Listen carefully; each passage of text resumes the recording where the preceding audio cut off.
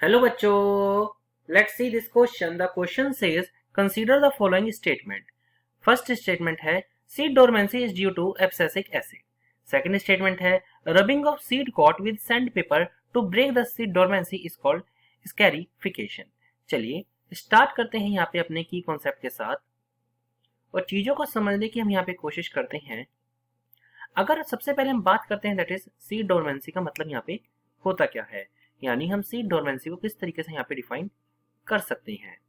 Particularly अगर हम यहाँ पे सीड डोरमेंसी को देखें तो इसमें क्या होता है, जो सीड होता है that is seed are prevented from germination. जो सीड्स होते हैं उन्हें प्रिवेंट करा जाता है, प्रिवेंटेड फ्रॉम जर्मिनेशन, यानी उन्हें जर्मिनेट यहाँ पर नहीं किया जाता।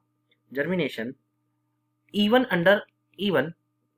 under favorable environmental condition, even under that is favorable environmental condition में भी उन्हें favorable environmental condition में भी उन्हें जो है particularly germinate नहीं किया जाता।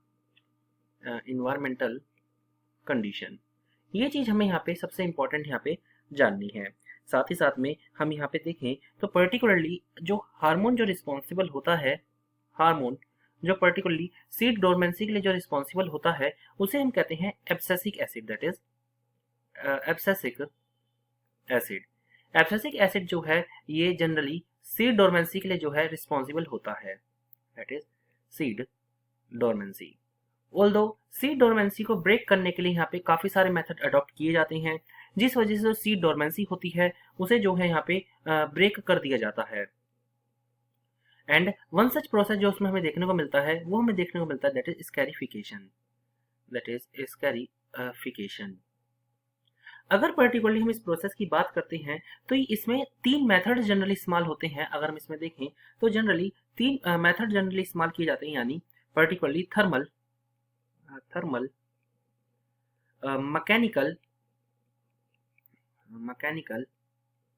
एंड साथ ही साथ में केमिकल, दैट इज केमिकल वे को इस्तेमाल किया जाता है स्कैरिफिकेशन करने के लिए। अगर यहाँ पे हम पर्टिकुलरली देखते हैं तो मैकेनिकल में जो पर्टिकुलरली होता है वहां पे एक नाइफ लिया जाता है, नाइफ या पर्टिकुलरली सैंड पेपर यहाँ पे लिया जाता है।